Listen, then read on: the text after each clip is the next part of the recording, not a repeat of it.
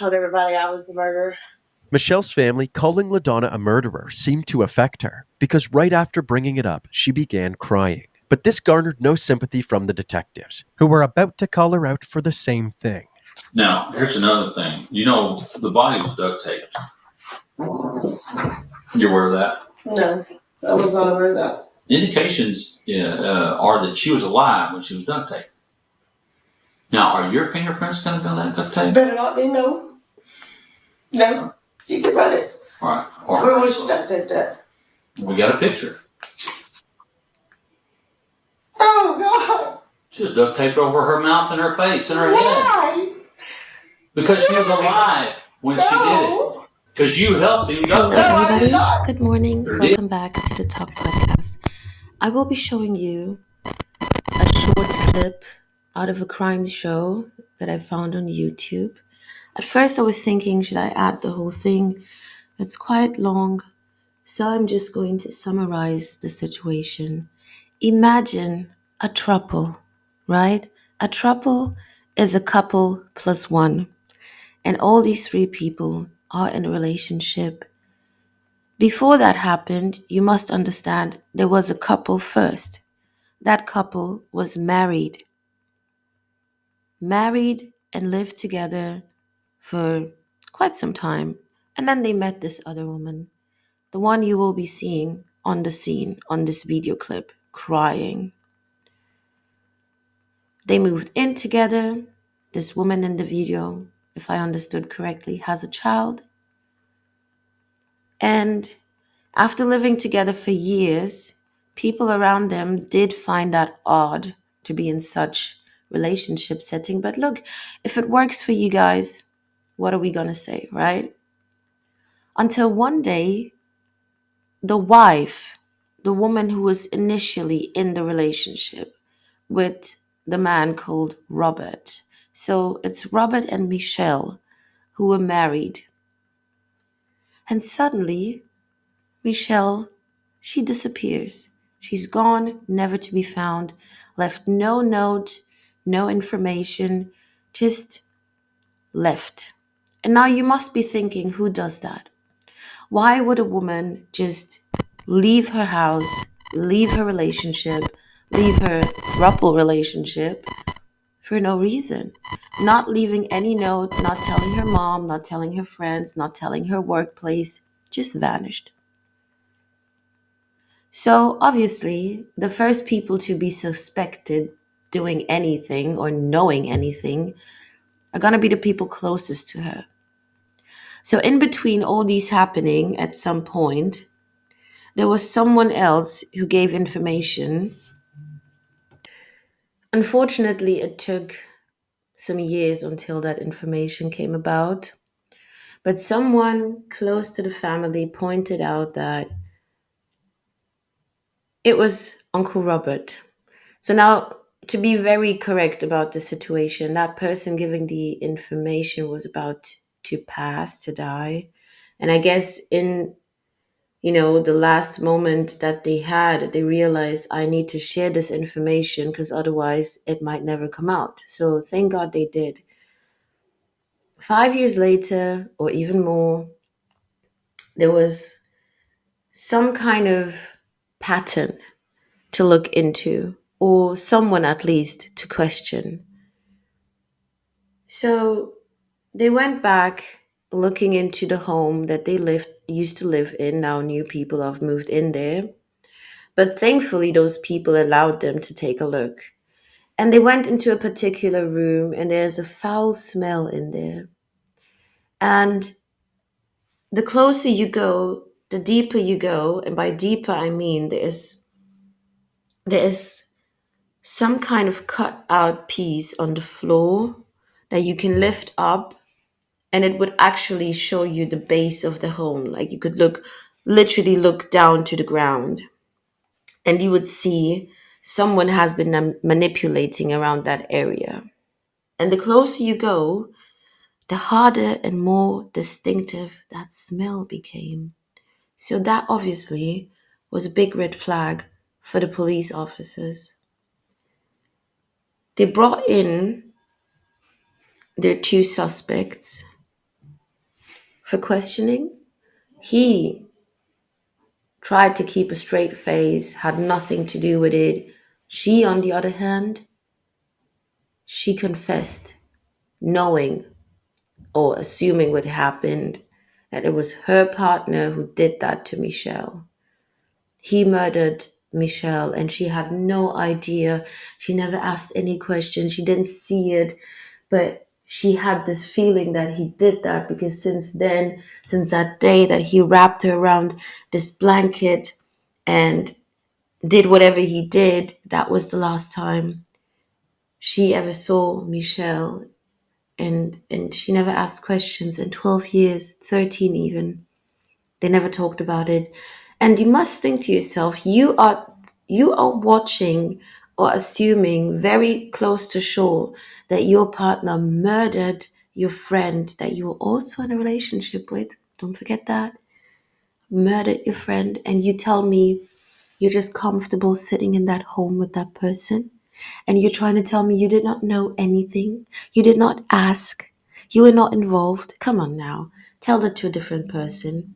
So all the investigations up and down, at some point, you know how the game goes, they start blaming each other, and well, it was just a matter of time for her to crack again. I'm not gonna lie, I've been suspecting that she knew more. And to be honest, I've been thinking from jump that it was her who committed the crime, the, did the murdering. And he was the one protecting her. Well, exactly, that's how it turned out to be. Yeah, I sure the hell didn't. you're involved in it as deep as he is, and you know it. No. Yes, ma'am, you are. No.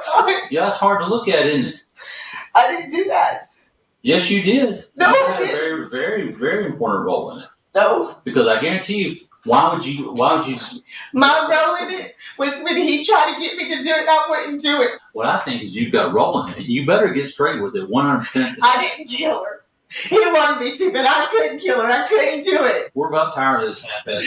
I was in the I want room. the story. I was in the room, and he told me, he said, take that pillow, put it over her face. I said, I can't. He said, just do it. I went to put it over her face, and she moved. She looked at me, and I said, I can't do it. He's out. It grabs the damn thing and just smashes it. So you're in the room. Yes. It's somewhat astonishing that LaDonna kept agreeing to these interviews considering how easily she cracks under pressure. Just like every other interview, LaDonna had an emotional breakdown and more details began pouring out of her. Apparently, she and Robert had talked about killing Michelle several times before it actually happened. How many conversations did y'all have about killing her? There was probably about 3. He says, if anything happens, you won't get in trouble. I'll take the blame because I had to get rid of her. She said to take my kids from me. That's why whenever he told everybody I'd done it, I was strong because he just kept promising me that he wouldn't own up to what happened. This information was crucial as it meant that Michelle's murder was premeditated, but LaDonna still pinned the blame on Robert, saying it was his desire to kill her and she was merely a bystander. When we were talking about the duct tape, you said your fingerprint shouldn't be on there. No, he shouldn't be. That's not a definitive no. So did you help put tape on it? No, I really honestly didn't. But Donna, why should we believe? You shouldn't. You don't have to. I left it all out. I didn't want to. That's what I'm saying. Is there anything? What else is there you can tell us? You need to tell us the rest. I don't know why she's taped up. I don't. But I mean, Wait a second. Wait a second. No, he did tape her up.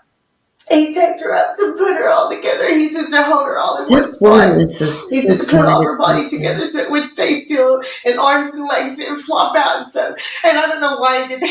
I don't understand that one. She did, however, admit to helping bury the body. I went out there and big digging on that hole for a little bit, and I'm just standing there watching me. He grabs her, he slides her off into the hole. Then he tells me, grab a shovel, help me bury her. I said, I don't want to. He said, just grab a damn shovel, everything's okay, it's already done, it's already over. What was she buried in? It was a blanket. It was a blanket. It was a blanket. No tarp. No, the tarp was not there at the time. The tarp I handed it to him the night we transferred it to the racetrack. And I was so scared of driving that night. Because I knew if we got pulled over, then you could not pass up that smell. I'm very sorry What are you sorry for?